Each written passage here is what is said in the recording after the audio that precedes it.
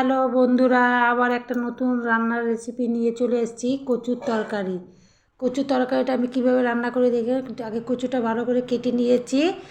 কাটার পরে তারপরে দেখুন জিরা, লঙ্কা, রসুন, আদা, গোলমরিচ, কাঁচা লঙ্কা ওটাকে আমি ভালো করে পেস্ট করে নেব। পেস্ট করে নিয়ে তারপরে কড়াই বসাবো। কড়াইয়ের মধ্যে কচুটাকে ঢেলে দেবো। ঢেলে দিয়ে দেখুন একটু জল দিয়ে কচুটাকে আমি 10-15 মিনিটের মতন সিদ্ধ করার জন্য রেখে দেবো। সিদ্ধ করে রেখে দিচ্ছি। একটু সামান্য নুন দিয়ে তারপর রেখে দিচ্ছি। দিয়ে দেখুন এটাকে ভালো করে আমি সিদ্ধ করব। 10-15 মিনিটের মতন সিদ্ধ করে আমি আবার এই ফাঁকে মশলাটা বেটে নিচ্ছি। মশলা মেরে সিদ্ধ হয়ে গেল। সিদ্ধ হয়ে দেখুন আমি বাটিতে ঢেলে নিলাম। তারপর আবার কড়াই বসিয়ে দিলাম। কড়াইটা বসিয়ে আবার তেল দিয়ে দিলাম। তেলটা গরম হওয়ার পরে আমি একটা নুন, হলুদ কচুটার মধ্যে একটু মেখে নিচ্ছি। মেখে নিয়ে তারপরে ওতে এই ফাঁকে তেলটা গরম হয়ে যাবে। তেলটা গরম হয়ে গেল। তারপরে একটা একটা করে আমি সব কচুগুলো একটা একটা করে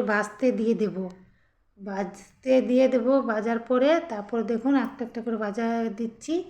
দিয়ে তারপরে একটা একটা করে আমি নামিয়ে দেবো সুন্দর করে উল্টিয়ে নামিয়ে দিচ্ছি। আপনাদের দেখুন একটা একটা করে কী সুন্দর ভাজে নামিয়ে দিচ্ছি। একটা থালার মধ্যে রেখে দিচ্ছি নামিয়ে তারপর ওই তেলটার মধ্যে আপনাদের যদি ভালো লাগে তারপরে বানিয়ে খাবেন একবার। তারপর তেলটার মধ্যে আমি এবার ওই শুকনো লঙ্কা ফোড়ন দিয়ে দিলাম 3টে। তারপর একটুখানি খুন্তি দিয়ে লাড়া দিয়ে দিলাম। লাড়া দিয়ে দেওয়ার পরে একটুখানি পাঁচফোড়ন দিয়ে দিচ্ছি আমি। পাঁচফোড়নটা দিয়ে দিচ্ছি। পাঁচফোড়ন দিয়ে একটু লাড়া দিয়ে ওইটার মধ্যে আমি একটুখানি কচু যে মশলাটা বেটে রেখেছি কচুর মশলাটা ওটা আমি বেটে দিচ্ছি। বেটে আমি ওই কড়াইয়ের মধ্যে ঢেলে দিচ্ছি। একটু সামান্য একটু জল দিয়ে দিচ্ছি। ওটা জল দিয়ে ধুয়ে দিলে একটু মশলাটা ভাজা ভালো হবে। যখন তেল বেরিয়ে যাবে তো ওইটার মধ্যে একটুখানি নুন, হলুদ দিয়ে দিবেন আপনারা। দিয়ে আন্দাজ মতো নুনটা দিবেন। তারপর নুনটা দেওয়ার পর যখন একটু ভালো করে লাড়বেন যখন দেখেন তেল বেরিয়ে গেছে তখন 2টা লঙ্কা দিয়ে দিবেন। লঙ্কা দিয়ে তখন জল দিয়ে দিবেন আন্দাজ মতন। আপনাদের যেমন ঝোল জাল খান তেমনি একটু আন্দাজ করে দিয়ে দিবেন ঝোলটা।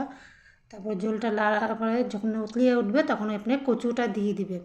কচুটা দেওয়ার পর একটু হালকা হাতে নামিয়ে লাড়িয়ে দিবেন। লাড়িয়ে তারপর নামানোর আগে একটু গরম মশলা দিয়ে দিবেন। গরম মশলা হালকা একটু গরম মশলা দিবেন 1 চামচের মতন।